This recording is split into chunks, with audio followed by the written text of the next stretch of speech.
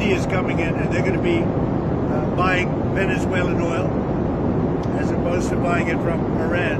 So we've already made that deal, the concept of the deal.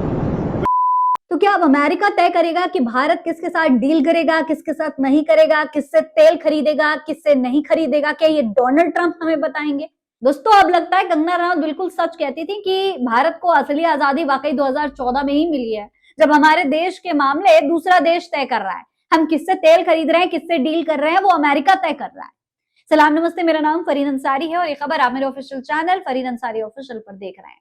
दोस्तों, America के राष्ट्रपति Donald Trump ने यह बात कही है कि भारत अब ईरान से कच्चा तेल खरीदने के बजाय वेनेजुएला से तेल खरीदेगा।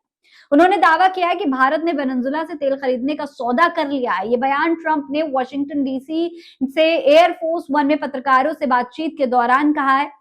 ट्रंप ने कहा कि हमने पहले ही एक डील कर ली थी, भारत वेनेजुएला से ही तेल खरीदेगा, ईरान से नहीं। उन्होंने ये तक कह दिया कि भारत के साथ इस सौदे का कॉन्ट्रैक्ट तय हो चुका है। ट्रंप के मुताबिक चीन भी अगर चाहे तो वेनेजुएला से तेल खरीद सकता है।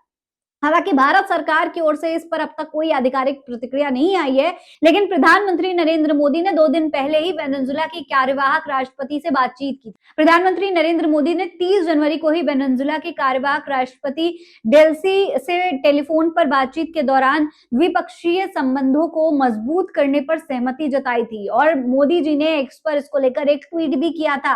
उन्होंने बताया था कि दोनों देशों ने साझेदारी को और गहरा करने और आने वाले सालों में संबंधों को नई ऊंचाइयों तक ले जाने के साझा विजन के साथ आगे बढ़ने का फैसला किया है। सबसे बड़ी बात यह है दोस्तों कि पहले भी अमेरिका की वजह से ही हमने वेनेजुएला से तेल लेना बंद किया था, तो क्या अब फिर अमेरिका के कहने पर ही हम डील वापस से शुरू कर देंगे?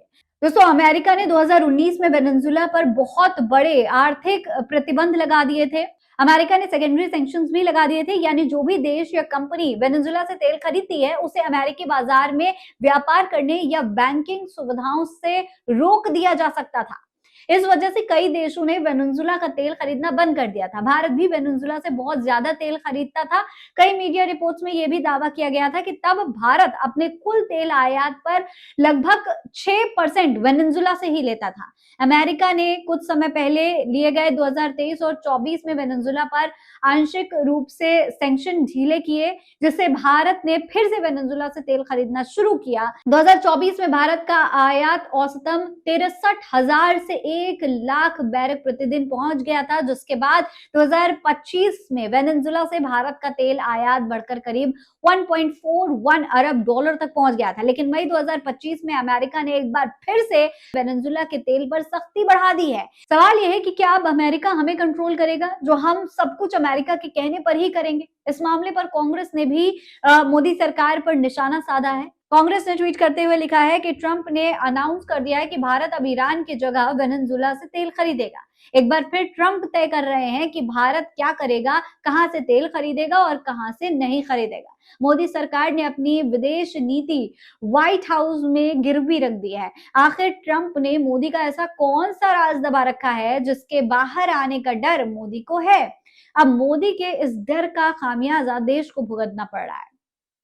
दोस्तों, एक वक्त था जब हमारे भारत की प्रधानमंत्री इंदिरा गांधी ने अमेरिका के राष्ट्रपति को फटकार लगाते हुए ये बात कह दी थी कि भारत अमेरिका को दोस्त समझता है, बॉस के रूप में नहीं देखता है। उन्होंने साफ कह दिया था कि भारत अपनी नीतियां स्वयं लिखने में सक्षम है और हम जानते हैं कि हमें हर स्थिति से कैसे निपटना है। लेकिन आज जिस तरीके से अमेरिका के एक राष्ट्रपति बार बार हमारा और हमारे देश का अपमान कर रहे हैं, हमें कंट्रोल करने की कोशिश कर रहे हैं, वो पूरे देश के आत्मसम्मान पर गहरा हमला है। और सवाल भी उठाता है कि क्या हमारे देश का शासन आज इतना कमजोर हो चुका है कि बार बार कोई देश हमें धमकियां दे रहा है और हम उसे बर्दाश्त कर रहे हैं? इस पूरे मामले पर आप क्या कहेंगे? कमेंट बॉक्स में लिखकर हमें जरूर बताइएगा। फिलहाल इस खबर में इतना ही। जय हिंद, जय भारत।